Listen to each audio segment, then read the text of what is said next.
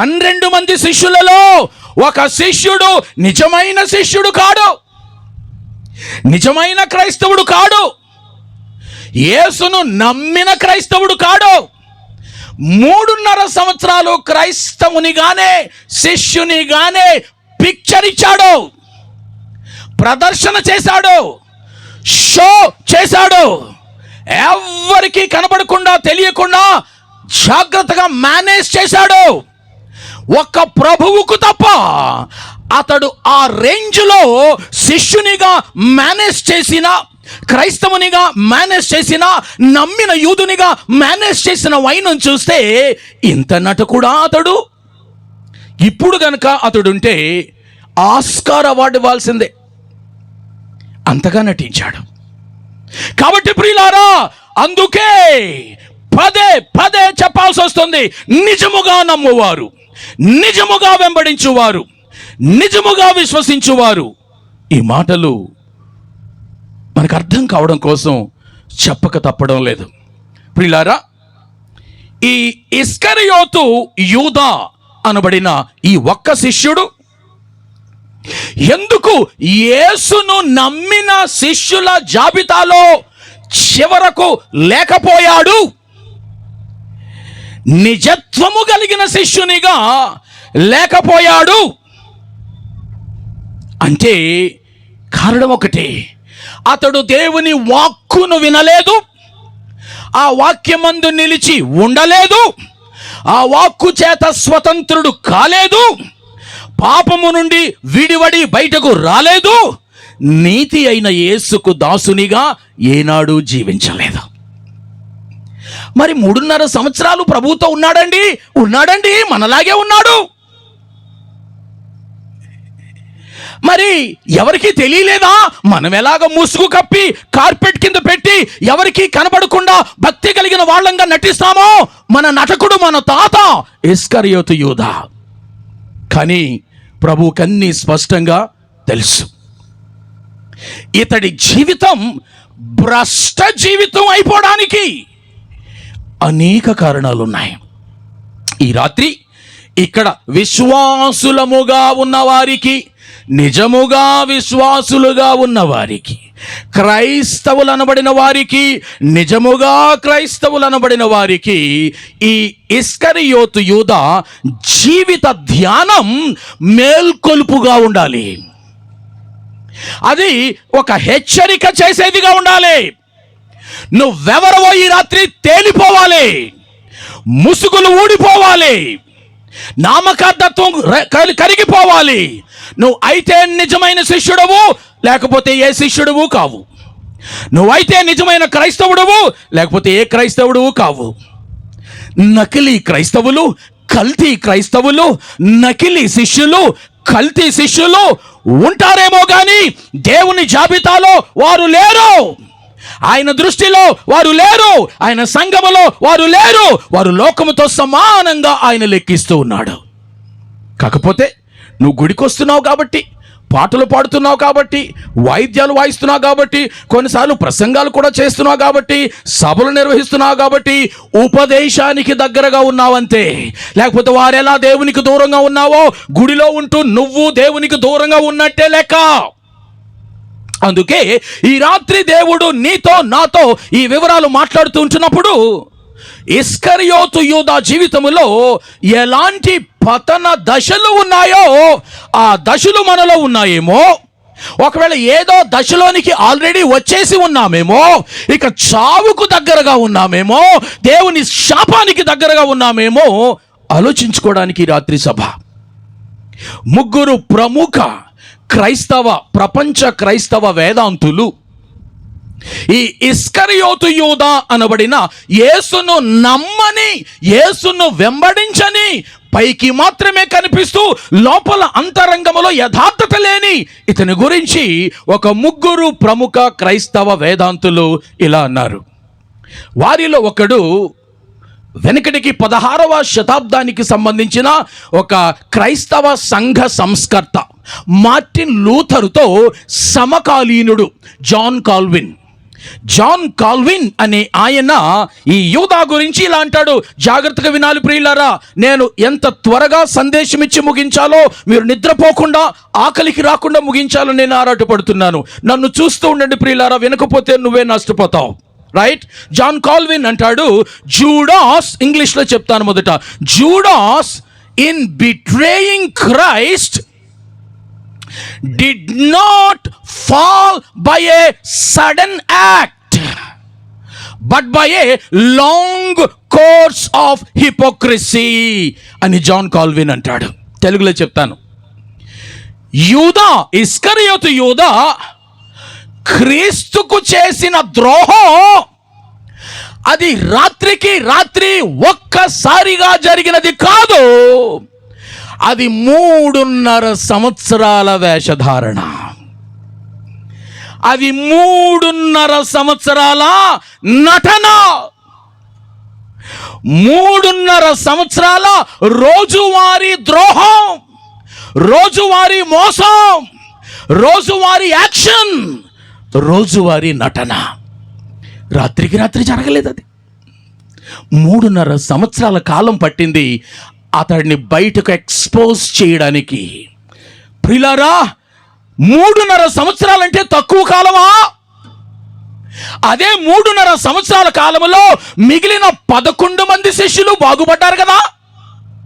మిగిలిన 11 మంది శిష్యులు అపోస్తులు అయ్యారు కదా. మిగిలిన 11 మంది శిష్యులు ప్రభు కోసం ప్రాణాలు తెగించి హతసాక్షులయ్యారు కదా. వీడికి ఏమయ్యింది? యేసు ప్రభు ఎరుసు చూపించాడా? తేడా చూపించాడా? లేదే.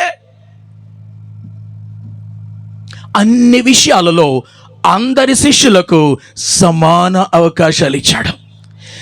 ఎరగకుండా యేసు ఇస్తే పాపం యేసు మోసపోయాడు, ఆయనకు తెలియలేదు యూదా సంగతి అనుకోవచ్చు. అలా కాదే.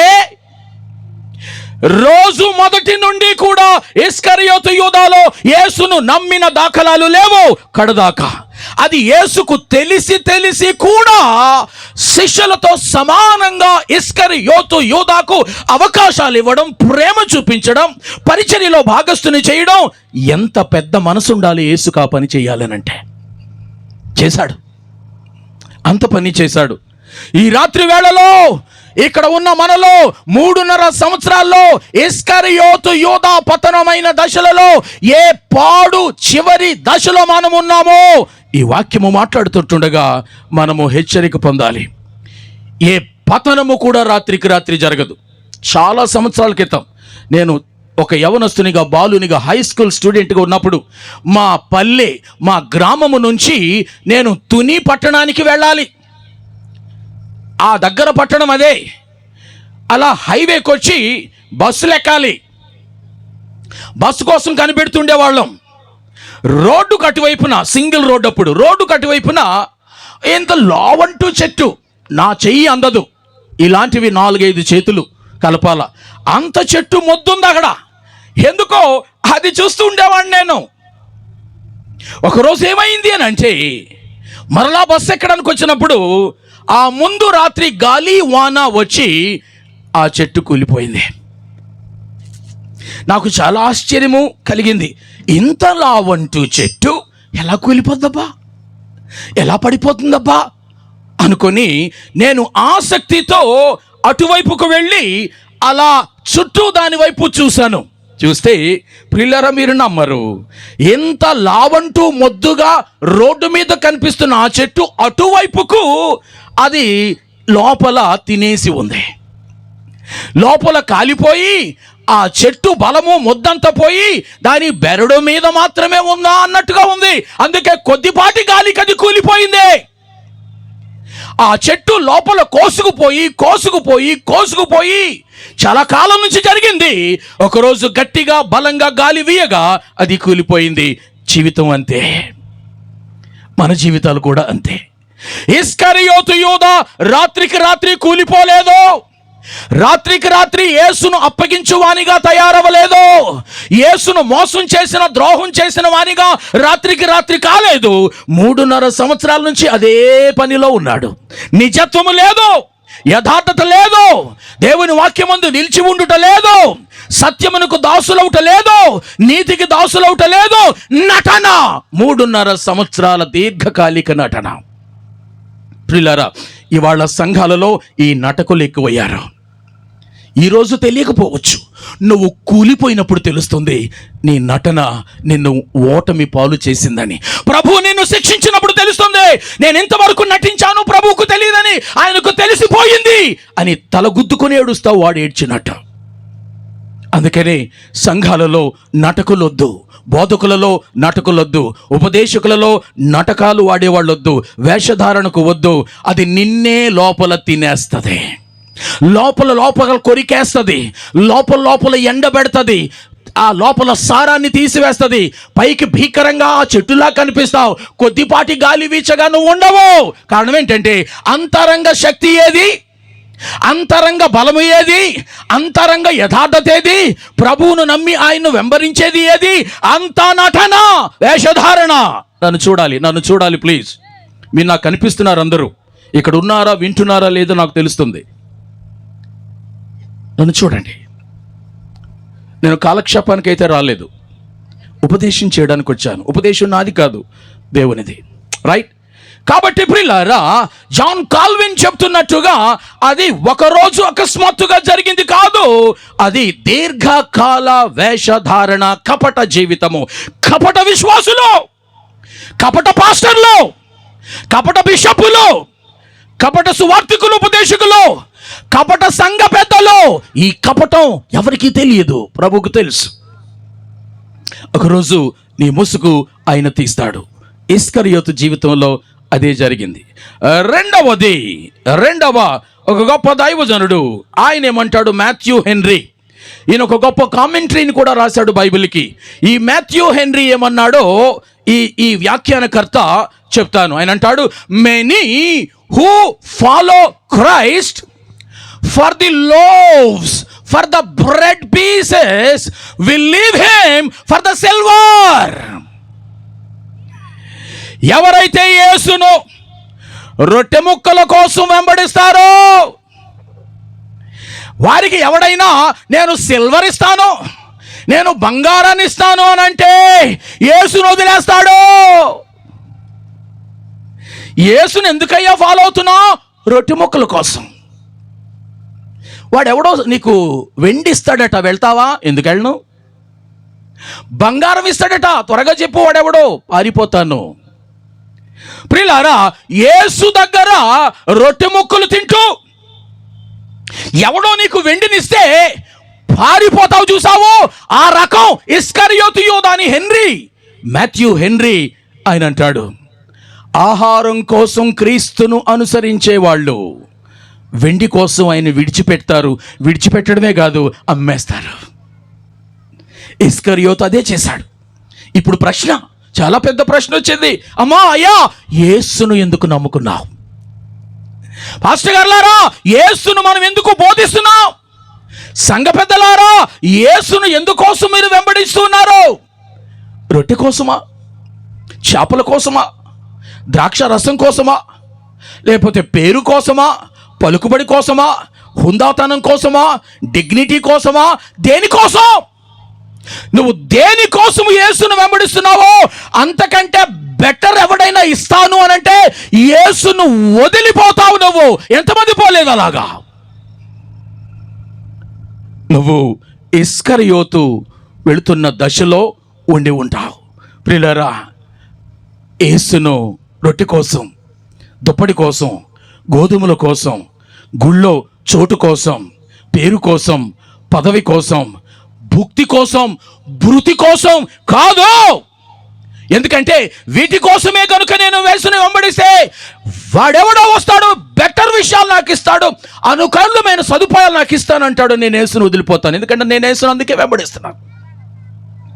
అలా కాకుండా నా చావైనా నా జీవితమైనా యేసుతోనే. ఎందుకంటే ఆయన నాకు ఆహారం పెడతాడా, పెట్టడా? వస్త్రాలు ఇస్తాడా, ఇవ్వడా? నాకు పేరు ప్రఖ్యాతులు ఇస్తాడా, ఇవ్వడా? ఇల్లు ఇస్తాడా, ఇవ్వడా? పెళ్లి చేస్తాడా, చెయ్యడా? పిల్లల్ని ఇస్తాడా, ఇవ్వడా? వారికి ఉద్యోగాలు ఇస్తాడా, ఇవ్వడా? ఇవి కాదు నాకు, ఇవి అప్రస్తుతం. ఇందుకు కాదు నేను యేసును వెంబడిస్తున్నది. నేను యేసును ఎందుకు వెంబడిస్తున్నాను అనంటే ఆయన నా రక్షకుడు, నా విమోచకుడు. నేను చస్తే తనతో పాటు నన్ను నిత్య జీవానికి తీసుకువెళ్ళువాడు.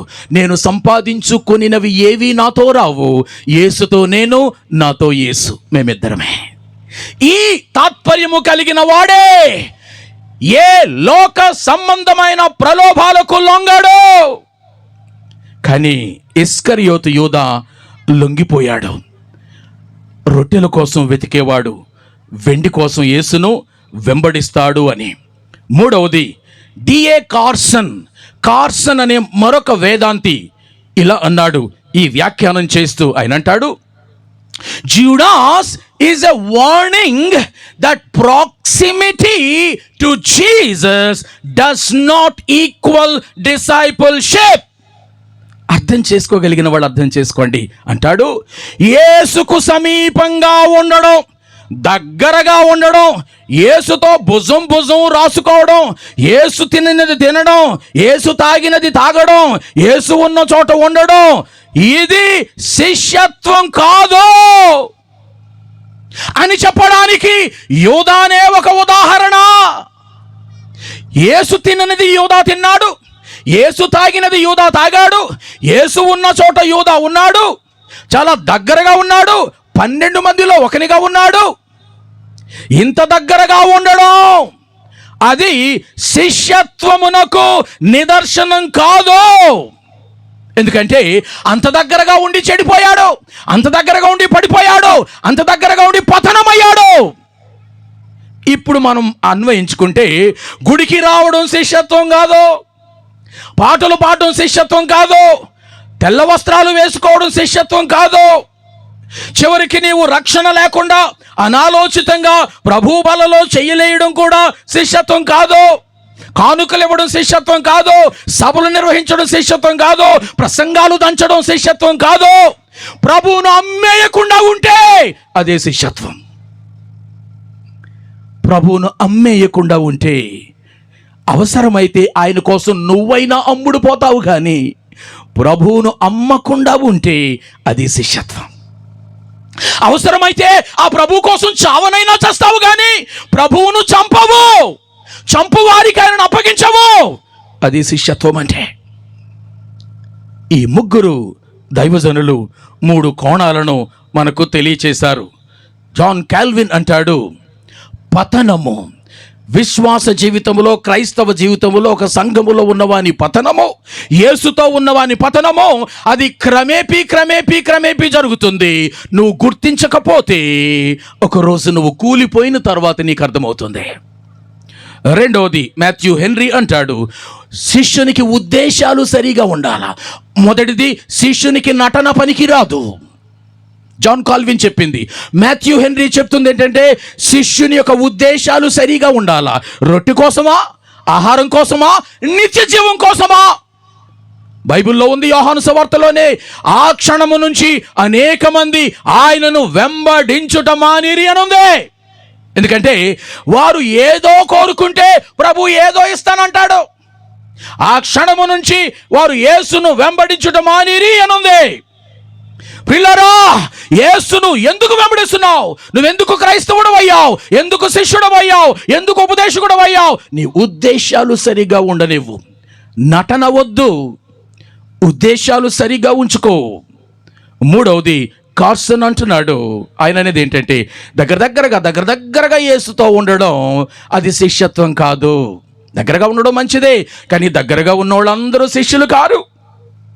దగ్గరగా ఉన్న వాళ్ళందరూ నిజమైన శిష్యులు కారు. దగ్గరగా ఉన్న వాళ్ళందరూ నిజమైన క్రైస్తవులు కారు. దగ్గరగా ఉండి ఎంతో దూరంగా ఉన్నాడు ఈ ఇస్కరియోతు యూదా. మనం కూడా గుడిలో ఉంటే సరిపోదు, క్రైస్తవ కార్యకలాపాలలో ఉంటే సరిపోదు, భక్తి కార్యకలాపాల్లో ఉంటే సరిపోదు, పాస్టర్ గారికి సమీపంగా అందుబాటులో ఉంటే సరిపోదు. ఇవన్నీ మంచి లక్షణాలే, నేను వాటిని కాదనడం లేదు, కానీ అసలు శిష్యత్వం ఇవి కాదు. మరేంటి? ఏవి ఇస్కరియోతులో లేక అతడు అకస్మాత్తుగా కూలిపోయాడు? ఏవి లేక అతడు నటకుడయ్యాడు? ఏవి లేక భ్రష్టుడయ్యాడు, ఏవి లేక నాశనపుత్రుడయ్యాడు. అవి మాట్లాడుకుందాం వేగంగా ముగించే లోపున. నంబర్ 1, మొట్టమొదటిది, ఇస్కరియోతు యూదా ఎందుకు భ్రష్టుడయ్యాడు, ఎందుకు ఫేక్ శిష్యుడయ్యాడు, ఎందుకు నకిలీ శిష్యుడయ్యాడు, ఎందుకు ద్రోహి అయ్యాడు అని అంటే మొట్టమొదటి పాఠం చెప్తున్నాను ఈ రాత్రి, గమనించండి. మనందరికీ మాటలు వర్తిస్తాయి. యూదాకు యేసుతో వ్యక్తిగత సంబంధము ఏనాడు లేదు. మరలా చెప్తున్నాను, నేను మీకు చూపిస్తాను. యూదాకు యేసుతో వ్యక్తిగత సంబంధము ఏనాడు లేదు. ప్రభుతోనే ఉన్నాడు, ప్రభుతోనే తిరిగాడు. 1 రోజు కాదు, 2 రోజులు కాదు, 3.5 సంవత్సరాలు. కానీ వ్యక్తిగత సంబంధములోనికి యూదా యేసుతో వెళ్ళలేకపోయాడు. Judas did not have a personal relationship with Jesus. ప్రియులారా, జాగ్రత్త వినండి, నేను దీన్ని మీకు వివరిస్తాను. నీకు ఒక వ్యాధి ఉంది అనుకో, మీ ఇంట్లోనే ఒక డాక్టర్ ఉన్నాడు, నీ పొరుగున ఒక డాక్టర్ ఉన్నాడు అనుకో. ప్రతిరోజు నువ్వు హాస్పిటల్కి వెళ్తున్నావు, డాక్టర్ దగ్గర కూర్చుంటావు కూడా అనుకో, డాక్టర్తో కూడా మాట్లాడుతున్నావు, ఆయనతో సమయం కూడా గడుపుతావు. కానీ నీ వ్యాధి గురించి ఆయనకు చెప్పవు, ఆయన నుండి నువ్వు మందులు తీసుకోవు, ఆయన ఇచ్చిన సూచనలు పాటించవు. అప్పుడు నువ్వు డాక్టర్తో ఉండేమి లాభం? నీ ఇంటి ప్రక్కన డాక్టర్ ఉండి ఏం లాభం? నీ ఇంటి ప్రక్కన హాస్పిటల్ ఉండి ఏం లాభం? నువ్వు డాక్టర్ దగ్గరే ఉన్నావు, కానీ డాక్టర్తో రోగి డాక్టరు సంబంధంలో లేవు. నువ్వు డాక్టర్తోనే ఉన్నావు, డాక్టర్తో సంబంధములో నువ్వు లేవు. ఇది అంతే.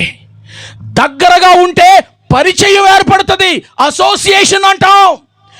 సంబంధం ఏర్పడితే పార్ట్నర్షిప్ లేదా రిలేషన్షిప్ అని అంటాం. యేసుక్రీస్తుతో యూదా అసోసియేషన్లోనే ఉన్నాడు, కానీ రిలేషన్షిప్లో లేడు.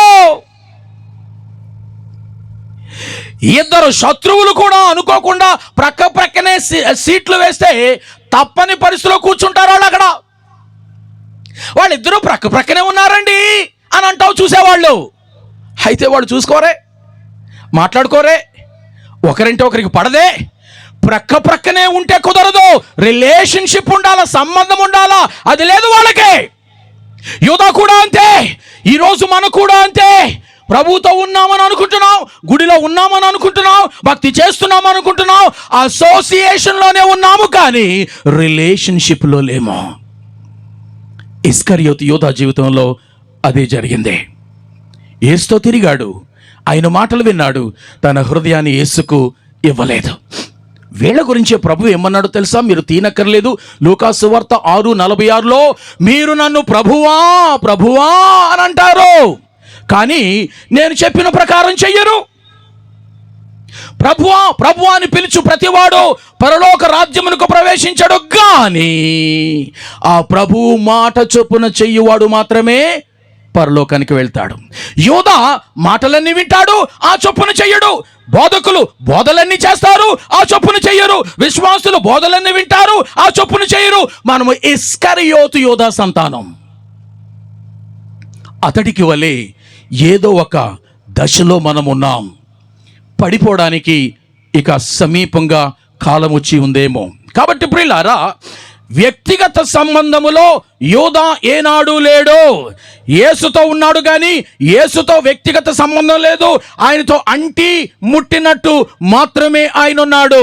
కేవలం ముఖ పరిచయం ఉంది, అవసరానుకూలమైన పరిచయాలు ఉన్నాయి, కానీ వ్యక్తిగత సంబంధములో లేవు. సినాప్టిక్ గాస్పెల్స్ అని ఉన్నాయి 4 సువార్తల్లో. మత్తయి, మార్కు, లూకా ఈ 3 సువార్తలను సమదృక్పథ సువార్తలు అంటారు. యోహాను సువార్త మాత్రమే భిన్నంగా ఉంటుంది. ప్రియులారా, ఈ 12 మంది శిష్యుల అపోస్తుల పేర్లు మనకు 3 ఈ సువార్తల్లో ఉంటాయి. మత్తయి సువార్త 10వ అధ్యాయము 2-4 వచనాలు, మార్కు సువార్త 3వ అధ్యాయము 16-19 వచనాలు, లూకా సువార్త 6వ అధ్యాయము 14-16 వచనాలు. మత్తయి, మార్కు, లూకా ఈ 3 సువార్తలలో అపోస్తుల పేర్లు ఉన్నాయి. అపోస్తుల కార్యములు 1వ అధ్యాయం 13వ వచనంలో కూడా అపోస్తుల పేర్లు రాయబడ్డాయి, కానీ అప్పటికి ఇస్కరియోతు యూదా లైఫ్ అయిపోయింది, చచ్చిపోయాడు, ఉరిపెట్టుకున్నాడు. అందుకని అపోస్తుల కార్యాలు 1:13లో ఉన్న శిష్యుల జాబితాలో ఇస్కరియోతు యూదా పేరు లేదు. జాగ్రత్తగా వినండి. ఈ మత్తయి సువార్త, మార్కు సువార్త, లూకా సువార్తలలో శిష్యుల పేర్లు 12 మంది వరుసగా పైనుంచి క్రిందకు రాస్తే మొట్టమొదటిగా 3 చోట్ల కూడా రాయబడిన పేరు పేతురు పేరు. ఆ తర్వాత యోహాను, ఆ తర్వాత యాకోబు, వీళ్ళ పేర్లే ఉన్నాయి 3 సువార్తల్లో శిష్యుల జాబితాలో. ఆ 3 చోట్ల చిట్ట చివరి పేరు ఎవరిదో తెలుసా? ఇస్కరియోతు యూదాది. శిష్యుల పేర్లు 3 సువార్తలలో వరుస క్రమములో రాయబడిన విధానములో కూడా ఏ ప్రాతిపదికన రాయబడింది, పరిశుద్ధాత్ముడు రాయించాడు అని అంటే, ఎవరు యేసుతో వ్యక్తిగత సంబంధములో ఎక్కువగా ఉండిన వారుగా వారి క్రియలలో కనబడ్డారో ఆ పేతురు, ఆ యోహాను, ఆ యాకోబు, అలా వరుస క్రమంలో రాయబడిందా అన్నట్టుగా ఇతడి పేరు చిట్ట చివరికి ఎందుకు వెళ్ళిపోయిందండి 3 లిస్టుల్లోనూ? ఇతడు యేసుతో అంత సమీప వ్యక్తిగత సంబంధములో లేడు. కాబట్టి ప్రియులారా, ఈ రాత్రి వేళలో నువ్వు అసలు సిసలు క్రైస్తవుడు ఎప్పుడవుతావు అని అంటే, యేసుతో ఉన్నప్పుడు కాదు, గుడికి వెళ్ళినప్పుడు కాదు, యేసు చేత కడగబడినప్పుడు, యేసులో నువ్వున్నప్పుడు, యేసు నీలో ఉన్నప్పుడు, ఆయన వాక్యములో నిలిచి ఉన్నప్పుడు, ఆయన మాట చొప్పున చేసినప్పుడు, నామకార్థతను వేషధారణను విడిచిపెట్టినప్పుడు. యేసుతో ఇతడు పలికిన మాటలు, ఇతడి సంభాషణ 3 చోట్ల మట్టుకు మాత్రమే ఉన్నాయి. జాగ్రత్తమేనండి. యావత్ 4 సువార్తల్లో 3.5 సంవత్సరాల్లో ఇస్కరియోతు యూదాకు యేసు ప్రభువుకు మధ్య ఏమైనా సంభాషణ జరిగిందా? జరిగితే ఎక్కడ జరిగింది, ఏ సందర్భంలో జరిగింది, అప్పుడు ఇతడు నోరు తెరిచి పలికిన ముత్యపు మాటలు ఏంటి అని గనుక ఆలోచన చేస్తే, మొట్టమొదటిది యోహాను సువార్త 12వ అధ్యాయము 5వ వచనం. చదవద్దు, చూడండి, తెరిచి చూడండి, మీకు అర్థం కావాలి విషయాలు. యోహాను సువార్త 12వ అధ్యాయము తెరిచి పట్టుకోండి. అక్కడ ఏ సందర్భం ఉంది, అక్కడ ఏమని మాట్లాడతాడు ఈ మనిషి? మాట్లాడగా నోరు తెరిచి, ఈ అత్తరెందుకు 300 దేనారములకు అమ్మి బీదలకు ఇయ్యలేదు అంటాడు. ఇదేనండి. తెరవగా నోరు తెరిచి ఏం మాట్లాడుతున్నాడు? ఈ అత్తరెందుకు 300 దేనారములకు అమ్మి బీదలకు ఇయ్యలేదు అంటాడు. చూడండి, అక్కడ మరియా చాలా సీరియస్గా పస్కా పండుగకు 6 రోజులు ముందుగా బేతనీయకు వచ్చిన యేసు పట్ల ఈ మార్తా, ఈ మరియా, ఈ లాజరులు ప్రేమ, కృతజ్ఞత వ్యక్తం చేస్తూ ఆయన పాదములను ఆమె అత్తరుతో మరియా తడుపుతూ ఉంటే, ముందే కోసిన కోయలలాగా క్రీస్తు యేసు ప్రభుని మరణ పునరుత్థానాలకు సూచనగా దాదాపు 1 సంవత్సర కాలం పాటు కూలి సొమ్మును అచ్చ జటామాంసి అత్తరుగా మార్చి, ఒక్క మాట మాట్లాడకుండా ఆ ఇంటిలో ఉన్న యేసుక్రీస్తు ప్రభుని పాదములను ప్రేమతో, ఆరాధనతో నిండిన తాదాత్మ్యపు అర్పణగా క్రీస్తు పాదాల దగ్గర మోకరిల్లి ఆమె అర్పణ చేస్తూ ఉంటే, ప్రేమ, ఆరాధన, కృతజ్ఞత, అర్పణ ఇవి మరియ చేస్తూ ఉంటే, ఇవేమీ పట్టని ఈ మనిషి ఇస్కరియోతు యూదాకు అది వేస్ట్ పనిగా అనిపించింది. మరియ చేస్తున్న పని ఇస్కరియోతు యూదాకు వేస్ట్. ఆ అత్తరు 300 దేనారాలు ఇలా నేలపాలు చేసే కంటే, ఆయన తల మీదో కాళ్ళ మీదో పోసి నేలకు పోయే కంటే, ఆ డబ్బును బీదలకిస్తే బాగుండు కదా. ఇలాంటి చావు తెలివితేటలుండే వాళ్ళు గొప్ప ఆధ్యాత్మికవంతుణ్ణి, గొప్ప పేదలంటే నాకు ప్రేమ ఎక్కువ, దేవుడు కూడా పేదలను ప్రేమించమన్నాడు కదా, కనికరించమన్నాడు కదా, వారికి అర్పణలు యాచనలు చెయ్యండి అని అన్నాడు కదా అనుకుంటాడని ఫీల్ అయిపోయే నంగనాచి యథార్థుడు కాడు.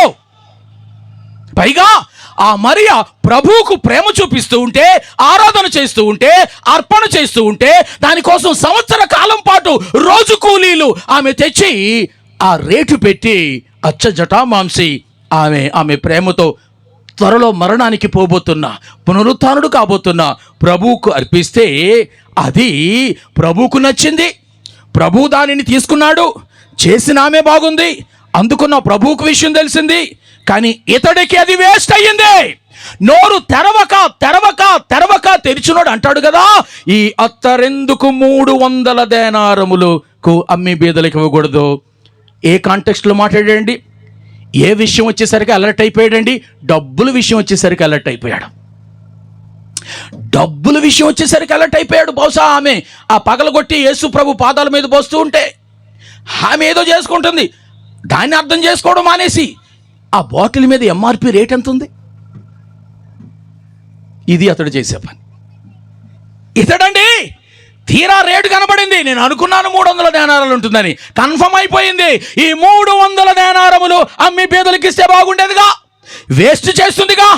ఇది ఈ పనికి మాలిన వేషధారి పలికిన మొట్టమొదటి మాట సువార్తల్లో. ప్రభువు కోసం చేస్తున్న ఆరాధన వేస్ట్ అన్నవాడు శిష్యుడా? ప్రభు కోసం ఒక ఆమె కృతజ్ఞత చెల్లిస్తూ ఉంటే అది వేస్ట్ కనబడిన వాడు అపోస్తలుడా? వేషధారి, మోసగాడు. రెండవ సంభాషణలోనికి వద్దాం. రెండవ సంభాషణ మనందరికీ తెలిసినట్టుగా మత్తయి సువార్త 26:22. జాగ్రత్త వినాలి మీరు. మత్తయి సువార్త 26:22. ప్రభు ఆ మేడగదిలో ఇలా అంటాడు, జాగ్రత్తగా వినాలి. 12 మంది ఉన్నారు అక్కడ, ప్రభు కూడా ఉన్నాడు. మీలో ఒకడు నన్ను అప్పగించునని మీతో నిశ్చయముగా చెప్పుచున్నాను అన్నాడు ప్రభు ఆ మేడగదిలో అక్కడున్న శిష్యులతో తన మరణానికి ఇంకొన్ని గంటల ముందు. ప్రభు ఆ మేడగదిలో ఒక బాంబు పేల్చాడు. ఓ పెద్ద విస్ఫోటనమే, బాగా పేలింది అది. అక్కడున్న వాళ్ళ గుండెలన్నీ కూడా పేలినంత పని అయ్యాయి, ఒక్కడికి తప్ప. ఇలా ఊహిస్తున్నాను, ప్రభువా అంత పెద్ద మాట అనేసేవేంటి ప్రభువా, నీకెందుకు అలా అనిపించింది ప్రభువా? ప్రభు నువ్వు అలా అన్నావు కానీ మాకు చాలా దుఃఖం కలుగుతుంది తెలుసా ప్రభువా, అలాగనేసేవేంటి ప్రభువా? గుండెలో బళ్ళెం కూర్చుకున్నట్టు అయింది ప్రభువా.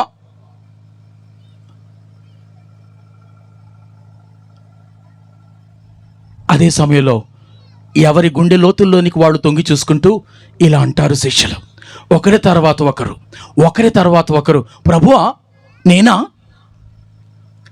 చూడండి, ప్రభువా నేనా అని మొదలెడతాడు పేతురు. ప్రభువా నేనా ప్రభువా నేనా అని 11 మంది అంటే కపటి నలుగురితో పాటు నేనా అనకపోతే నేనే అనుకుంటారేమో, అనుకున్నాడో ఏమో. అర్థమైందా మీకు? నిన్నటి నుంచి నా బాధ ఒకటే, నా భాష మీకు అర్థమవుతుందా లేదా అనేది. నేను కాస్త తూర్పుగోదావరిని, కానీ ఆ యాస కనపడదు నా మాటల్లో మీకు. అందరూ నేనా ప్రభువా అని చాలా స్పష్టంగా ప్రభుతో గుండెలు తెరిచి ఆయనతో ముఖాముఖి తేల్చుకుంటే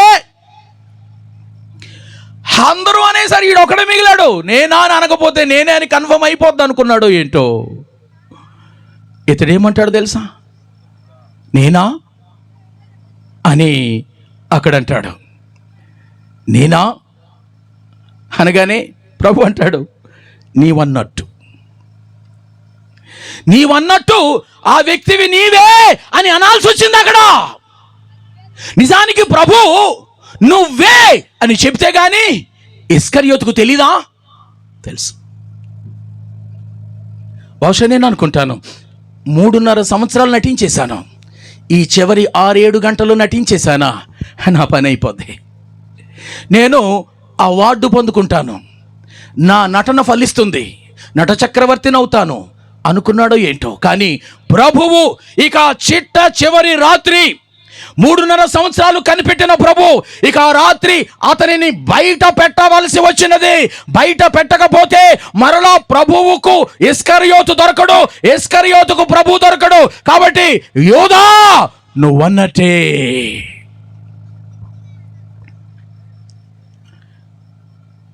ప్రభువా నువ్వెవరి గురించి అంటున్నావు నాకు తెలుసు, వీళ్ళెవ్వరూ కాదు ప్రభువా, నేనే, అది నేనే అన్న విషయం నాకు తెలుసు, ఇప్పుడు నీకు కూడా తెలుసు.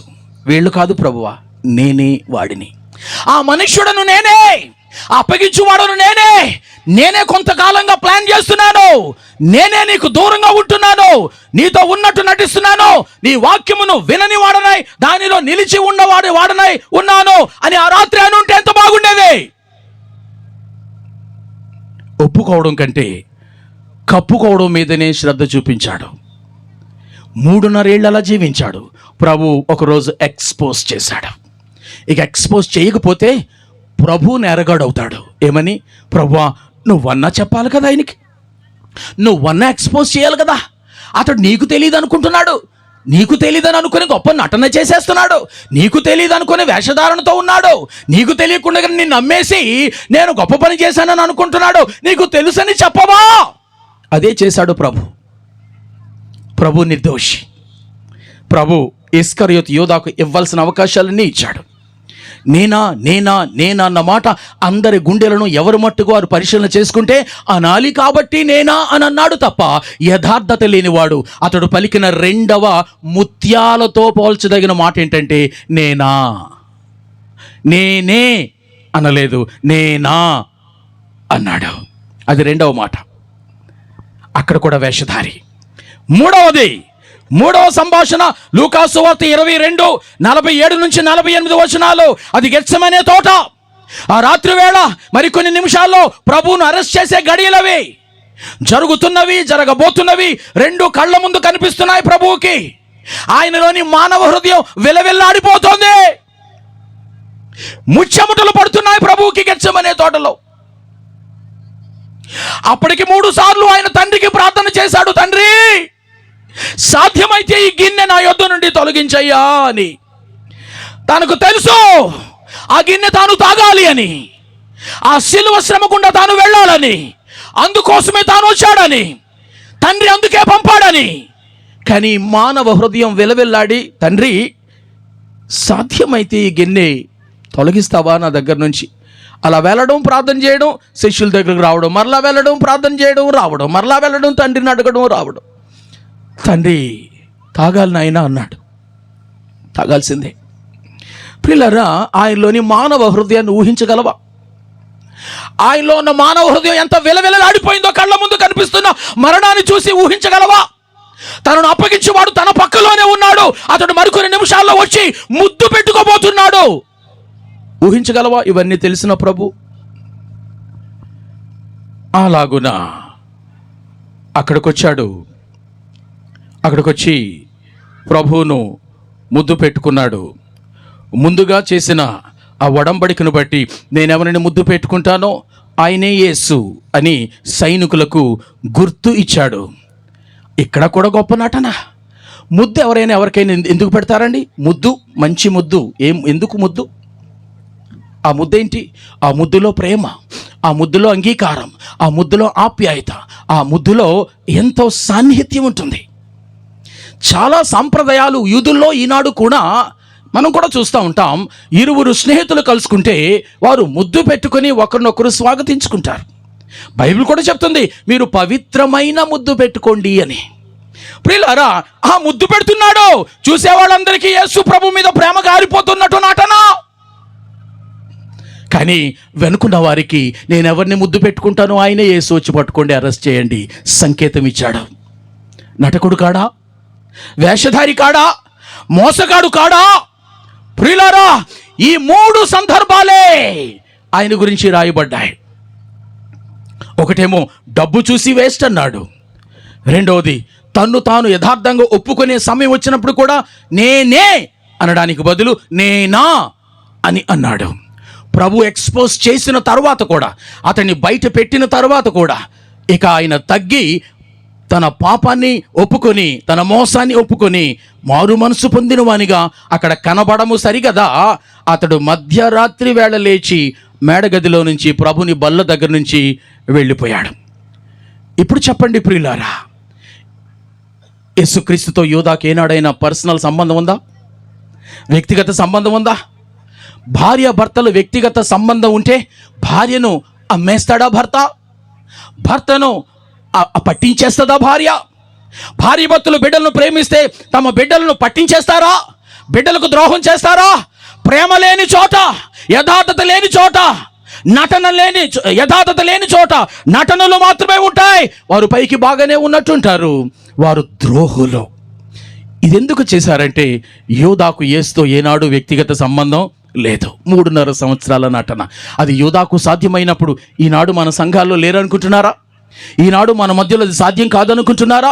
అది నువ్వే కావా అని కనుక ఈ రాత్రి అడిగితే ఆయనకు వలె నేనా ప్రభువా అంటామా? అది నేనే ప్రభువా అని ఆయన ముందు మోకరిల్లి గుండెలు పగిలెట్టుగా ఏడ్చి యథార్థతతో ఒప్పుకుంటామా? అది మొదటి విషయం. రెండవది, యోధాకు యేసు బోధకుడే కానీ ప్రభువు కాడు. హెబ్రీ భాషలో బోధకుణ్ణి వారు రబాయ్, రబ్బూని, రబ్బీ అని అంటారు. యేసు ప్రభుని కాలములో యూదులలో లేవి గోత్రములో చాలా మంది రబ్బీలు ఉన్నారు. ఇప్పుడు మీరు వీరిని పాస్టర్ గారు అని ఎలా పిలుస్తామో మనం అందరూ, ఆనాడు వారిని యాజకులను రబ్బూని అని పిలుస్తారు. కాబట్టి ఒక పాస్టర్ని పిలిచినట్టు వాళ్ళు రబ్బీ అని పిలిచారు. బోధకుడా. ఈ యూదాకు యేసు 3.5 సంవత్సరాలు జీవించిన బోధకుడు మాత్రమే, కానీ ప్రభువు కాడు. ఏనాడు యేసును ప్రభువుగా, మెస్సియాగా చూడలేదు. యూదాకు యేసు కేవలం బోధకుడే, ప్రభువు కాడు. ప్రభువా, మీరు కనుక ప్రియులారా మార్కు సువార్త 12వ అధ్యాయము 37వ వచనం, లూకాసు వార్త 20వ అధ్యాయము 42వ వచనం కనుక చూస్తే అక్కడ యేసు ప్రభువు అని వీరి పితరుడైన దావీదే పలికాడు. ఏమని పలికాడు? నేను నీ శత్రువులను నీకు పాదపీఠముగా ఉంచు వరకు. జాగ్రత్తమేనండి, పరిశుద్ధాత్మదేవుడు దావీదు ద్వారా యేసు ప్రభును గూర్చిన ఒక ప్రవచనం అది. నేను నీ శత్రువులను నీ పాదపీఠముగా ఉంచు వరకు నీవు నా కుడి వైపున కూర్చుండుమని ప్రభువు అనగా తండ్రి అయిన ప్రభువు, నా ప్రభువుతో, కుమారుడైన నా శిరస్సైన ప్రభువు అయిన యేసుతో అని దావీదు అన్నాడే. దావీదే నన్ను ప్రభువు అని పిలిచినప్పుడు దావీదు వారసులుగా వచ్చిన మీరు వారికి యేసు ప్రభు అవడా? ప్రభు అవుతాడు. కానీ ఏనాడు 11 మంది తప్ప యూదా యేసును ప్రభువుగా చూడలేదు. ఒక సందర్భంలో మార్కు సువార్త 8వ అధ్యాయం 28వ వచనంలో నా గురించి ఏమనుకుంటున్నారు ఊరివారంతా అని అంటే, శిష్యుడు పేతురు మాట్లాడతాడు. బాప్తిస్మిచ్చి యోహాను అనుకుంటున్నారు, ఏలియా అనుకుంటున్నారు, ప్రవక్తల్లో ఒకడు అనుకుంటున్నారు. అది సరే, మీరేమనుకుంటున్నారు అని అంటే పేతురు అన్నాడు. బహుశా పేతురుతో పాటు కొంతమంది మిగిలిన 10 మంది కలిసి ఉంటారు. 11 మంది శిష్యులు ఒక మాటగా అన్నారు. ఏమని? నీవు క్రీస్తువు, యు ఆర్ ద క్రైస్ట్. క్రీస్తు అంటే ఏంటో తెలుసా? మెస్సి అంటే క్రీస్తు, క్రీస్తు అంటే అభిషిక్తుడు, అభిషిక్తుడు అంటే రాజు, రాజు అంటే పాలకుడు, ప్రభువు. నువ్వు ప్రభువే. అప్పటికి శిష్యులతో ప్రభువు తిరుగుతున్నప్పుడు మార్కు సువార్త 9:38లో స్వస్థత పొందిన పుట్టుగ్రుడ్డివాడు అంటాడు, ప్రభువా నీవు దేవుని యొద్ద నుండి వచ్చిన వాడవు. విన్నాడే అక్కడ ప్రక్క నుండి యూదా, ప్రక్క నుండి ఆ మాట విన్నాడే. అయినా యూదా ఏనాడు యేసును బోధకుడిగానే చూశాడు, కానీ రక్షకునిగా లేదా ప్రభువుగా చూడలేదు. ఈ రాత్రి యేసు ప్రభు నీకు రక్షకుడైతే సరిపోదు, ప్రభు కూడా అవ్వాలా. రక్షకుడు నిన్ను రక్షించాడు నీ పాపము నుండి. ప్రభు నీ జీవితాన్ని ఏలువాడు పాలించువాడు అవుతాడు. నన్ను రక్షించేస్తావు కదా ప్రభువా, ఓ మూలను కూర్చో, నా జీవితం నేను ఈడ్చుకుంటాలే, నా బ్రతుకు నేను బ్రతుకుతానులే, నాకు బాసుగా నేను ఉంటానులే, లేదా మా పాస్టర్ గారు ఉంటారులే, కుదరదు. రక్షకుడే మన జీవితాలకు పాలకుడై ఉండాలి. రక్షకుడే మన జీవితాలకు ప్రభువై ఉండాలి. యేసు నీకు కేవలము రక్షకుడే అయి ప్రభువు కాకపోతే అసలు నీకు రక్షకుడు కూడా కాడు. కాబట్టి ప్రియులారా, యేసు నిన్నెందుకు రక్షించాడు అని అంటే నిన్ను పాలించడానికి, నిన్ను ఏలడానికి, నీ మీద ప్రభుత్వం చేయడానికి రక్షించావు. ప్రక్కకెళ్ళు, నా మీద నీకు అధికారము లేదు అని అంటే నువ్వు రక్షణే పొందలేదు. ఈ రాత్రి వేళలో చాలామంది యూదాకు వలె యేసు బోధకుడు లేదా రక్షకుడు, ప్రభు అయితే కాడు. అంటే ఆయన చెప్పింది చెయ్యం, ఆయన బోధించింది చెయ్యం, ఆయన ఏలుబడికి ఒప్పుకోం, ఆయన పాలనకు మనము శిరస్సు ఉంచాం. వాక్యం ఏది చెబితే దానికి అవిధేయులుగా ఉంటే అర్థం ఏంటంటే మనం యేసుక్రీస్తు ఏలుబడిని కోరుకోవడం లేదని అర్థం. వాక్యం ఒకటి చెప్పుద్ది, నువ్వు మరొకటి చేస్తావు, నువ్వు తిరుగుబాటు వాడివి. నీకు యేసు రక్షకుడేమో కానీ ప్రభువు కాడు, యూదాకు వలె. మూడవది, ఎందుకు ఈ క్రమేపీ యూదా పతనమయ్యాడో జాగ్రత్తగా నేను ముగింపుకు వస్తున్నాను, వినండి. యూదా ఈ 3.5 సంవత్సరాలు ప్రభువు మాట్లాడిన మాటలు తనను పవిత్రపరచడానికి అనుమతించలేదు. జాగ్రత్త వినండి. యూదా ప్రభువు మాట్లాడినప్పుడల్లా అక్కడే ఉన్నాడు, విన్నాడు, కానీ ఆ మాటలు తనను పవిత్రపరచడానికి అనుమతించలేదు. నేను ప్రసంగం చేస్తున్నాను, ఇక్కడి నుంచి వాక్యాన్ని మీకు ఉపదేశిస్తున్నాను, మీరు వింటున్నారు. చాలదు. ఈ మాటలు మిమ్మును నన్నును పవిత్రపరచడానికి మనం అనుమతించకపోతే విననట్టే లెక్క. ఎందుకంటే దేవుని మాటలు మనల్ని పవిత్రపరుస్తాయి, పాపము నుండి విడిపిస్తాయి, పరిశుద్ధతలోనికి నడిపిస్తాయి, క్రీస్తు పోలిన స్వరూపములోనికి మనల్ని మలుస్తాయి. వినడం వరకే విని ఆ మాటలు మనలో పని చేయడానికి ఇష్టపడకపోతే అలాగున తిని వెంటనే కక్కేసినట్టు, జీర్ణానికి రాకుండా బలానికి రాకుండా కక్కేసినట్టు అలా ఉంటుందన్నమాట. జాగ్రత్తగా వినండి ప్రియులారా. అందుకే చాలాసార్లు మనం వాక్యం వింటూ ఉంటే వాడికి బలే తగిలింది, ఈమెకు బలే తగిలింది, అది ఎవరి కోసమో అనుకుంటారు. నువ్వు ఇంతకీ ఎవరి కోసం వాక్యం వినడానికి వచ్చావు? పక్కామి కోసమా, పక్కోడి కోసమా? ఈవేళ పాస్టర్ గారు చెప్పే వాక్యంలో పక్కామికి ఎన్ని పొడిపుళ్ళు వస్తాయి, ఎన్ని కుదుపుళ్ళు వస్తాయి, ఎన్ని పంచులు తగులుతాయి, అందుకోసమా వాక్యానికి వస్తున్నావు? పాస్టర్ గారు అందుకోసం బోధ చేస్తున్నారు. ప్రియులారా, దేవుని వాక్యము నీకు, నువ్వు విను, నీ పాపాన్ని కడగడం కోసం, నిన్ను మేల్కొల్పడం కోసం. నీ పక్కోడిని పక్కామిను కాదు, వాళ్ళు చూసుకుంటారు. పరిశుద్ధాత్ముడు వాళ్ళతో మాట్లాడతాడు, ఇది నీకే. ఎన్నిసార్లు ప్రభు మాట్లాడుతుంటే ఎవడికో అనుకున్నాడో ఏంటో ప్రియులారా. అందుకే ప్రభు అన్నాడు మార్కు 4:12, వీళ్ళు చూడ్డానికైతే చూస్తారు కానీ కనుగొనరు, వినడానికైతే వింటారు కానీ గ్రహించరు. వీళ్ళు గనుక అలా గనుక విని గ్రహిస్తే ఎప్పుడో పాపక్షమాపణ, మారు మనసు పొందుకునేవాళ్ళు. ఎప్పుడో నటన పోయేదే. వింటారు, గ్రహించరు, చూస్తారు, కనుగొనరు. నటకులు ఇస్కరియోతు యూదా వాళ్ళు అలాగే చేస్తారు. ఏమని? వినడానికి వింటారు, గైకొనరు, చూడ్డానికి చూస్తారు, గ్రహించరు. అందుకే వారు పాపము విడుదల పొంది పాపక్షమాపణ పొందినట్లుగా వారికి అది దేవుని వాక్యము వారి జీవితంలో కార్యం చేయడం లేదు. యోహాను సువార్త 12:10-11 ప్రభు అంటాడు స్వయాన, జాగ్రత్త వినండి, మేడగదిలో, మీరును పవిత్రులు. యోహాను 12:10-11 శిష్యులను చూసి అంటాడు ప్రభు, మీరును పవిత్రులు కానీ అందరూ మీలో పవిత్రులు కారు అంటాడే. ఎందుకు ప్రభు అలాగంటున్నావు? అక్కడే రాయబడి ఉంది, తన్ను అప్పగించు వానిని ఆయన ఎరుగును గనుక ఆ మాట అనాల్సి వచ్చింది. మీలో పవిత్రులు కానీ అందరూ కాదు. ఈ అపవిత్రత ఎవరిని ఉద్దేశించి ప్రభు మాట్లాడాడు మేడగదిలో? యూదాను ఉద్దేశించి, యూదా, భోజనం వచ్చేటప్పుడు చేతులు కడుక్కోవడం చేత కాదు అని కనుక నేను అన్నాను అనుకో, అక్కడ కడుక్కున్నాను కదా చేతులు. మేడగదికి వచ్చేటప్పుడు స్నానం చేసి మంచి బట్టలు కట్టుకొని రావాలని తెలీదా? అదేంటి, బట్టలు మార్చుకొని స్నానం చేసి వచ్చాను కదా. ప్రభు బాహ్య శుద్ధి గురించి మాట్లాడడం లేదు, బాహ్య శుద్ధి గురించి మాట్లాడడం లేదు, ఆయన అంతరంగ శుద్ధి గురించి మాట్లాడుతున్నాడు. బాహ్యానికి యూదా అందరికిలాగే ఉన్నాడు, పర్ఫెక్ట్గా మంచి డ్రెస్ వేసుకొని వచ్చి ఉంటాడు ఆ రోజు.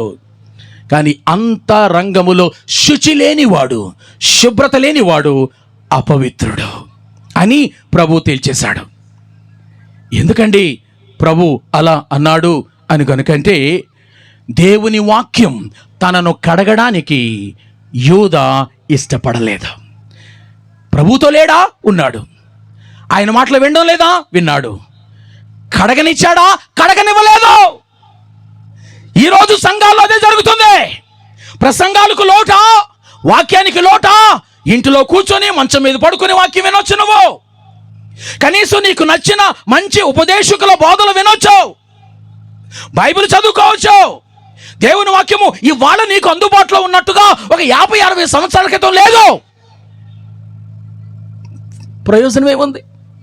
ఆ వాక్యం మనల్ని కడగనివ్వమే, మనం ఆ వాక్యం మనం శుచి చెయ్యనివ్వమే, ఆ వాక్యం మనం పవిత్రపరచనీయమే. వాక్యం దారి వాక్యం, పాపం దారి పాపం. ఇది కాదా మన స్థితి? యేసుక్రీస్తు ప్రభువారు ఏం తేడా చేశాడు అని నేను స్టడీ చేశాను. ఎక్కడ యూదా విషయంలో తేడా చూపలేదు ఆయన. మార్కు సువార్త 3వ అధ్యాయము 14వ వచనం, అందరితో పాటు యూదా కూడా తనతో ఉండునట్లు సమానంగా అవకాశం ఇచ్చాడు. మార్కు సువార్త 3:15, అందరితో పాటు యూదాకు దయ్యములను వెళ్ళగొట్టే అధికారం ఇచ్చాడు, సువార్త ప్రకటించే అధికారం ఇచ్చాడు, ప్రతి విధమైన వ్యాధిని స్వస్థపరచు అధికారం ఇచ్చాడు. మార్కు 10:1, మత్తయి 10:1. మార్కు 6:7, ఇద్దరిద్దరినిగా ప్రభు జత చేసి పంపించాడు. అప్పుడు యూదాను కూడా ఎవరితోనూ జత చేసి పంపించాడు, తేడా చూపలేదు. మార్కు సువార్త 6:10, అందరికీ చెప్పినట్లుగానే యూదాతో కూడా మీరు మీ వెంబడి ఏమీ తీసుకెళ్ళకండి, నేను మీకు అన్ని ముందస్తు ఏర్పాట్లు చేసి పెడతానన్నాడు. యూదా కూడా చేశాడు. మార్కు 6:11, అందరికీ వర్తించినట్టుగానే ఎవరు మిమ్మల్ని చేర్చుకోరో అక్కడ మీ పాద ధూళి దులిపి వచ్చేయండి. అది వారికి వ్యతిరేకంగా రేపు సాక్ష్యం చెబుతుందన్నమాట. యూదాకు కూడా వర్తించింది. లూకాసు వార్త 9వ అధ్యాయం 10వ వచనం, అందరి శిష్యులతో పాటు అపోస్తలుడు అన్న టైటిల్ యూదాకు కూడా ఇచ్చాడు ప్రభు, ఏమి ఇవ్వలేదు. లూకాసు వార్త 9వ అధ్యాయం 10వ వచనం, వెనక్కి వచ్చిన అందరి అపోస్తలులు ఫీల్డ్ రిపోర్ట్ ఇచ్చినట్టుగా యూదా కూడా ఫీల్డ్ రిపోర్ట్ ఇచ్చాడు. లూకాసు వార్త 9:10 ప్రకారంగా ప్రభు శిష్యులతో బేత్సయిదా లాంటి స్థలాల్లో ఏకాంతంగా శిష్యులతో గడిపిన సమయాల్లో కూడా యూదా యేసుతో ఉన్నాడు. అన్ని చోట్ల తాను విన్న ప్రభుని మాటలు, అలాగే తాను ప్రకటించిన దేవుని మాటలు మొదటిగా తనను కడగడానికి, తనను పవిత్రపరచడానికి ఏ మాత్రము సమ్మతిని గాని, సిద్ధపాటును గాని, అంగీకారాన్ని గాని ఇవ్వలేకపోయాడు. లూకాసు వార్త 10వ అధ్యాయం 20వ వచనంలో, దయ్యాలు నాకు లోబడుతున్నాయి, నీ నామాన రోగాలు పోతున్నాయి, సువార్త ప్రకటించేస్తున్నాను అనుకున్నాడే గాని తాను ప్రకటించిన సువార్తకు తానే లోబడలేకపోయాడు. తన పేరు పరలోకమందు రాయబడి ఉంది అన్న నిర్ధారణకు రాలేకపోయాడు. అడుగుతున్నాయి ఈ రాత్రి, ఎప్పటికిప్పుడు ప్రభు నీ ప్రాణాన్ని తీసుకుంటే, నా ప్రాణాన్ని తీసుకుంటే ఎక్కడికి వెళ్తావు? అందరికీ ఈ ప్రశ్న వర్తిస్తుంది. ఎప్పటికిప్పుడు ప్రభు నేను తీసుకుంటే నువ్వు వెళ్ళేది ఎక్కడికి? నీ పేరు పరలోకంలో రాయబడి ఉందని నీకు నిర్ధారణ ఉందా? అనగా ఇస్కరియోతు యూదా చేసిన లోపములు నువ్వు చేయకుండా ఉన్నావా అని అడగడం అన్నమాట. నేను ముగింపుకెళ్తున్నాను. 4వది, యూదా మారు మనసు అవకాశాలన్నీ జారవిడుచుకున్నాడు. యూదా మారు మనసు పొందే అవకాశాలన్నీ జారవిడుచుకున్నాడు. ఒక ఆయన అన్నాడు, అయ్యా అసలు యూదాకు ప్రభు నువ్వు ఆ ట్రెజరీ పోస్ట్ ఇవ్వకుండా ఉంటే బాగుండేదేమో అని. ఆ డబ్బు దగ్గరే దొంగ అయ్యాడు, ఆ డబ్బు దగ్గరే పడిపోయాడు, ఆ డబ్బు దగ్గరే నోరు జారుతాడు, ఇవ్వకుండా ఉంటే బాగుండేది కదా. కానీ ప్రియులారా, యూదాకు డబ్బు బలహీనత ఉందని తెలుసు, డబ్బును దొంగతనంగా తీసుకుంటాడని తెలుసు. ఆ శిష్యుల ఉమ్మడి సంచిలో నుంచి ఎన్నోసార్లు చేశాడు. ప్రభువు చెప్పాడు, దొంగ అని చెప్పాడు. ప్రభు కొన్నిసార్లు మధ్యలో బయట పెట్టాడు. కానీ ఎక్కడైతే ఏ డబ్బు దగ్గర అయితే ఓడిపోయాడో ఆ డబ్బు దగ్గర తిరిగి గెలవాలని అవకాశంగా ఇచ్చాడు, కానీ చెడిపోమని ప్రభు ఇవ్వలేదు. నువ్వు చెడగొట్టుకోవడానికి వాడుకున్నావు. దేవుడు ఈ రాత్రి నీకు నాకు ఎందులో బలహీనమో ఆ బలహీనతల మధ్యలో అలాంటి అవకాశాలు ఇస్తున్నప్పుడు పాపం చేయమని కాదు, పడిపోమ్మని కాదు, నిలబడమని. నువ్వెక్కడైతే ఓడిపోయావో అక్కడ నిలబడు. డబ్బు దగ్గర ఓడిపోయావా గతంలో, ఇప్పుడు నిలబడు. స్త్రీల దగ్గర ఓడిపోయావా, నిలబడు. పురుషుల దగ్గర ఓడిపోయావా, నిలబడు. లేదా వ్యసనాల దగ్గర ఓడిపోయావా, నిలబడు. అందుకే ప్రభు నమ్ముకున్న తర్వాత ఇలాంటి పరిస్థితులన్నీ నీకు కల్పిస్తాయి. కానీ నువ్వేమనుకుంటావు, నమ్ముకున్న తర్వాత దేవుడు నా కాళ్ళ దగ్గరికి తీసుకొస్తున్నాడని అనుకుంటే అది ఎంత ప్రమాదకరమైన విషయం. కాబట్టి ప్రియులారా, ఈ రాత్రి వేళలో మారు మనసు పొందే అన్ని అవకాశాలను అతడు జారు విడుచుకున్నాడు. మొట్టమొదటిగా ఆ మేడగదిలో అవకాశం వచ్చింది, జారు విడుచుకున్నాడు. రెండవదిగా గెత్సెమనే తోటలో అవకాశం వచ్చింది, జారు విడుచుకున్నాడు. మూడవదిగా ప్రియులారా, యేసు ప్రభును అప్పగించిన క్షణాన ఆయనను తీసుకువెళ్ళిపోతున్న పరిస్థితిలో ఈయన ప్రధాన యాజకుల దగ్గరకే వెళ్ళాడు, కానీ పోతున్న ప్రభు దగ్గరికి వెళ్ళలేదు. 30 వెండి నాణ్యాల కోసం, బేరం కోసం ప్రధాన యాజకుల దగ్గరికి వెళ్ళాడు. తిరిగి ఆ నాణ్యాలు వారి ముఖాన గెట్టేయడానికి వారి దగ్గరికి వెళ్ళాడు. హే, ఎందుకు ఆయన తీసుకుపోతున్నారు? నేనేదో ఉత్తుత్తిగా డబ్బు కోసం ఇటు అమ్మాను, నిజంగా తీసుకుపోతారేంటి ఆయన్ని? నేను అలా సీరియస్గా ఇవ్వలేదు ఆయన్ని. నాకు 30 నాణ్యాలు వస్తాయి, ఆయన హీరో కదా, బోధకుడు కదా, అద్భుతాలు చేయబడు కదా, ఆయన వారిని బురుడి కొట్టించి వచ్చేస్తాడు, ఆయన మరలా వెనక్కి వచ్చేస్తాడు, నా 30 వెండి నాణ్యాలు నాకుంటాయని కదా నేను తీసుకున్నాను. తీసుకుపోతున్నారేంటి ఆయన్ని? అయ్యో, నేను అలా అనుకోలేదే. ఇదిగో మీ డబ్బులు తీసుకుని ఆయన వదిలేయండి, మీ డబ్బులు తీసుకుని వదిలేయండి. ఈ మాట ఎప్పుడైనా విన్నారా? ఇలా అనుకోలేదే, అయ్యో ఇలా జరిగిందేంటి? దీనిని పరితాపము మాత్రమే అంటాం, రిగ్రెట్ అంటాం, పశ్చాత్తాపం అనం. మీకు తెలుగులో పశ్చాత్తాపం అని రాసి అదేంటండి, యోధా పశ్చాత్తాపడ్డాడు కదా. మీరు మూల భాషలోని గనుక వెళితే మూల భాషలో మారు మనసు గూర్చిన పశ్చాత్తాపము అన్న మాట రాయబడలేదు. అయ్యో ఇలా అనుకోలేదే, ఇలా జరిగిపోయిందేంటి, నాకు చాలా బాధగా ఉంది, దుఃఖంగా ఉంది, అసలు ఇలా జరగకుండా ఉంటే బాబు, ఇదిగో బాబు మీ డబ్బులు మీరు తీసేసుకోండి, ఆయన వదిలేండి. ఇది పశ్చాత్తాపం కాదు. పశ్చాత్తాపడు వాడు ప్రధాన యాజకుల దగ్గరికి వెళ్ళడు. పశ్చాత్తాపడు వాడు పోతున్న ప్రభు దగ్గరికి వెళ్తాడు, కాళ్ళు పట్టేస్తాడు. ప్రభువా, చాలాసార్లు చెప్పావు నువ్వు, నేను వినలేదు, నేను మనసు మార్చుకోలేదు. కొన్ని గంటల ముందు మేడగదిలో కూడా నన్ను ఎక్స్పోజ్ చేశావు, అప్పుడు కూడా నేను నిన్ను నా పాపాన్ని ఒప్పుకోలేదు, మూర్ఖంగా పోయాను. గెత్సెమనే తోటలో కూడా నేను ఒప్పుకోలేదు. నేనేదో అనుకున్నాను, ప్రభు ఏదో జరుగుతుంది, నా గుండెలో వేదనగా ఉంది, నేను అలాంటి మనిషిని కాదు, నన్ను క్షమించు ప్రభువా, నేను నిజంగానే తప్పు చేశాను, నిజంగానే ద్రోహిని, నిజంగానే పాపిని, నిజంగానే నేను నమ్మేశాను, నేను మోసగాడిని, వేషధారిని అని ఆ అంతరంగ పరితాపంతో కూడిన ఏడ్పేదో పోతున్న యేసు ప్రభు దగ్గర కాళ్ళ మీద పడి అనుంటే పరిశుద్ధ గ్రంథములో ఎప్పుడు ఎక్కడా కూడా యథార్థ హృదయముతో ఆయన దగ్గరకు వచ్చి పశ్చాత్తాపంతో వేడుకున్న వారిని నేను క్షమించను పో అనలేదు, కానీ క్షమించేశాను పో అని అన్నాడు ఆయన. యోధకు కూడా అవకాశం ఉండేది, అతనిలో అన్న పరితాపమే కలిగింది, కానీ అంతరంగములో నుంచి యథార్థ పశ్చాత్తాపం రాలేదు. అది రాత్రికి రాత్రి వచ్చేది కాదు. విని విని విని నీ గుండెను కఠినం చేసేసుకున్నావు. నీ వాక్యము నీకు పదే పదే పదే పదే వినిపిస్తున్నప్పుడు నువ్వు పశ్చాత్తాపడాల్సిన పరిస్థితి పోతే నీ గుండె కఠినమవుతుంది. అయ్యయ్యో ఇలా అనుకోలేదు, ఇలాగే ఉంటావు నువ్వు. యథార్థమైన పశ్చాత్తాపంతో కూడిన పరిస్థితి రాదు, పోగొట్టుకున్నావు నువ్వు. అందుకే దైవ చిత్తానుసారమైన దుఃఖము మాత్రమే రక్షణార్థమైన మారు మనసుకు నడిపించి. అన్ని ఏడుపులు రక్షణనివ్వవు, అన్ని ఏడుపులు పశ్చాత్తాపాలు కావు.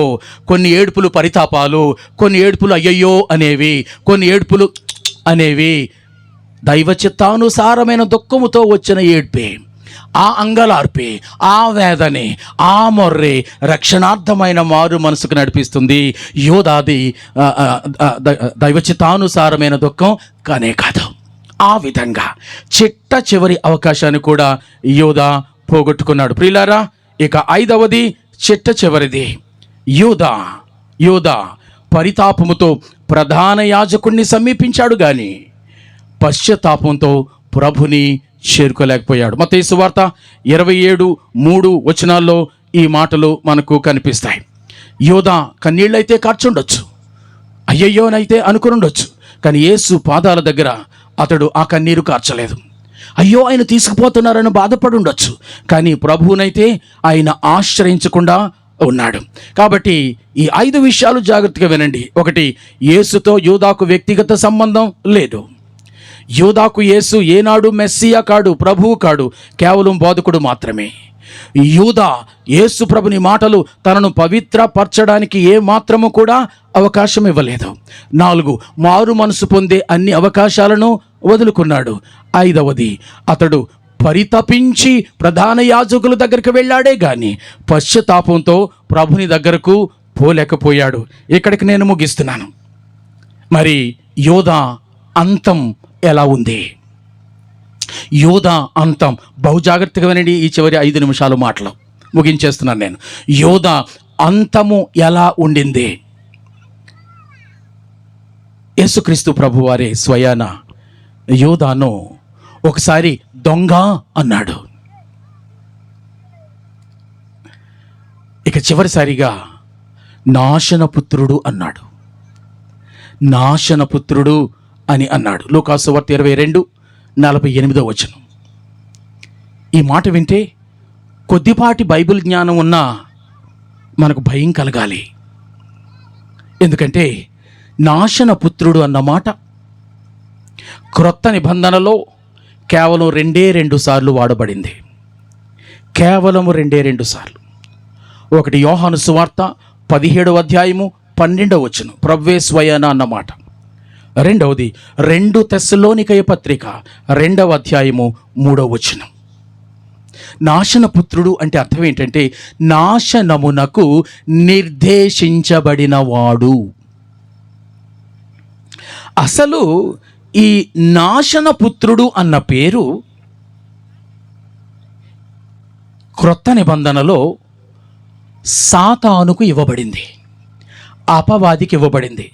2 తెస్సలోనికయ 2:3 వచనములో ధర్మ విరోధి అనగా క్రీస్తు విరోధికి ముందుగానే అతడి నాశనం నిర్ధారించబడింది కాబట్టి అతడికి ఈ పేరు ఇవ్వబడింది, నాశనపుత్రుడు, సన్ ఆఫ్ పెర్డిషన్. మీకు తెలుసా, అపవాదికి వేరే తీర్పేమీ లేదు.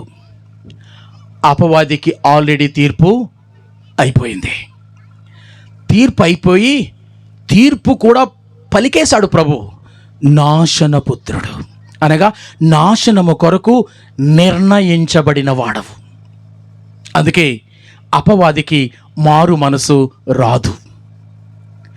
సాతానుడు పశ్చాత్తాప పడడు. సాతాను యొక్క మనస్సు సీల్ చేయబడింది, నాశనానికి నిర్ధారణ చేయబడింది. కొంత గడువు వరకు ఉన్నాడు. ఆ గడువు తర్వాత అతడికి ముందుగానే నిర్ధారించబడిన నిత్య నాశన తీర్పుకు వెళ్ళిపోతాడు.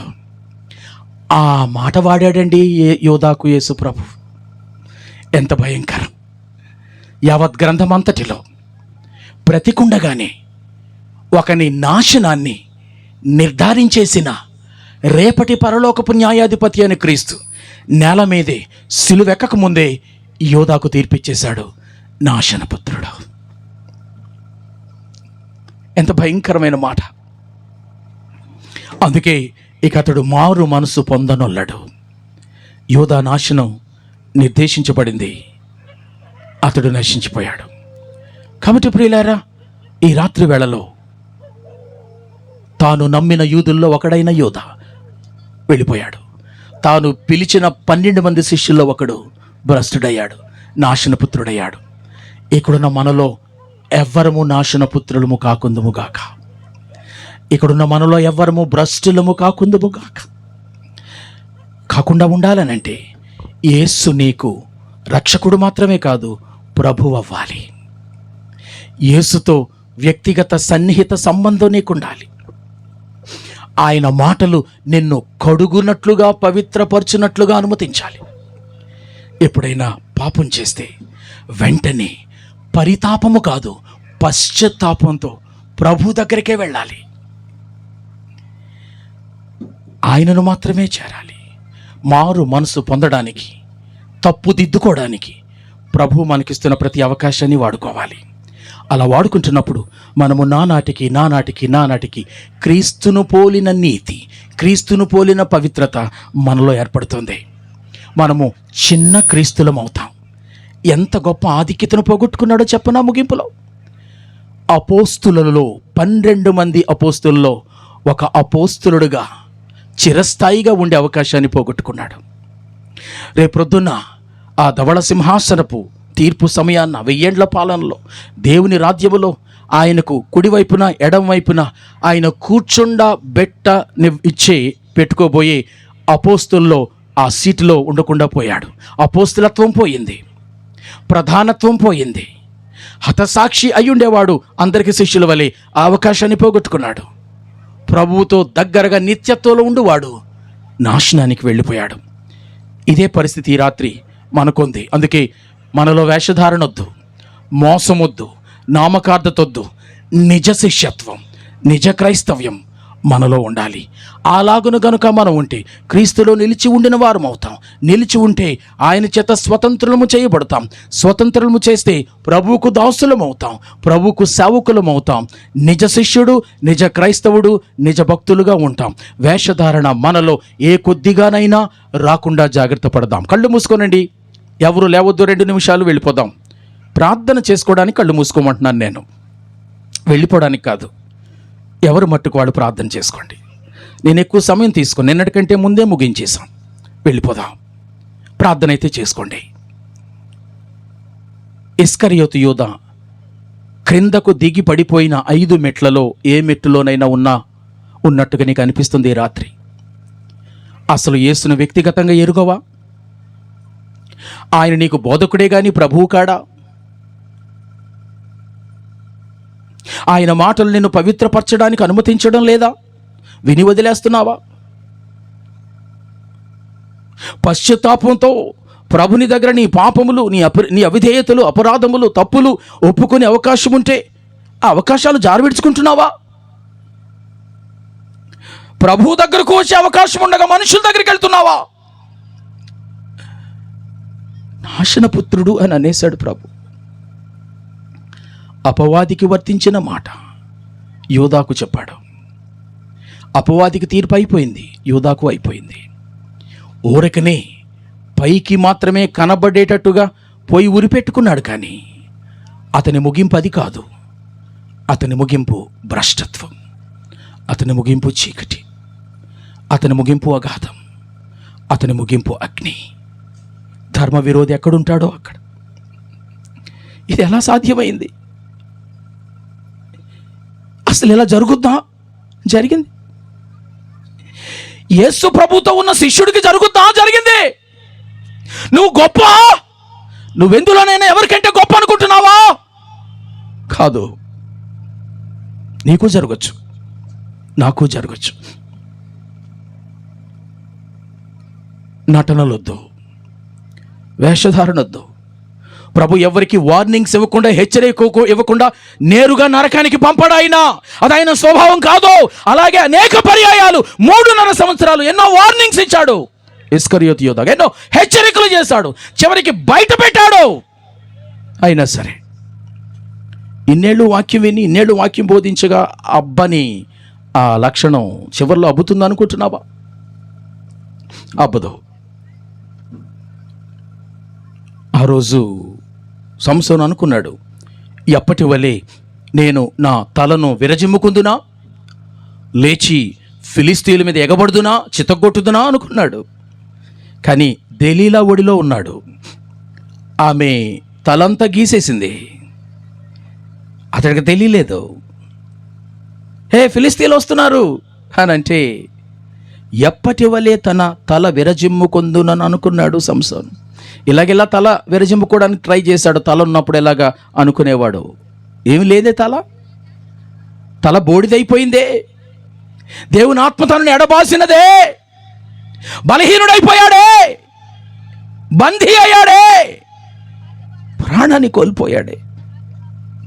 యెహోవా తనను ఎడబాసెనని అతడు ఎరుగని వాడయ్యాడు. మన జీవితాల్లో ఆ పరిస్థితి కనుక వస్తే ఎంత ఘోరమది, ఎంత భయంకరమది. ఇప్పుడే ఇక్కడే ఈ వాక్యం మనం శిక్షించడానికి కాదు, నువ్వు నాశనం అయిపోతావని చెప్పడానికి కాదు. నాశన దారిలో ఉన్నావు, ఆగు, వెనక్కి రా, పశ్చాత్తాపపడు, యథార్థంగా ప్రవర్తించు, నిజ శిష్యుడువు కా, నిజ క్రైస్తవుడు కా అని చెప్పడానికి ఈ హెచ్చరిక నీ రాత్రి కాలదనుకున్నావా? ఈ నాశనానికి నువ్వే ఉత్తరవాదివి. ఎవరు మట్టుకు వాళ్ళ హృదయంలో ప్రార్థన చేసుకోండి. నీ అంతరంగం ఎవరికి తెలియాల్సిన అవసరం లేదు, కానీ ప్రభువుకు తెలుసు.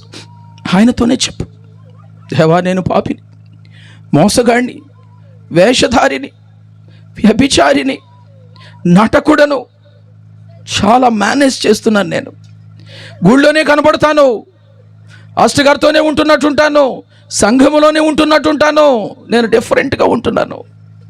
నాకు తెలుసా విషయం. ఈ రాత్రి నువ్వు నాతో మాట్లాడావు.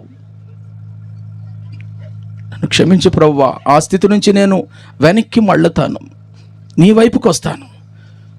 పశ్చాత్తాపపడడానికి ఈ క్షణము నువ్వు ఒక అవకాశం ఇచ్చావు. పశ్చాత్తాపడుతున్నాను, నన్ను మన్నించండి, దయతో కనికరించండి.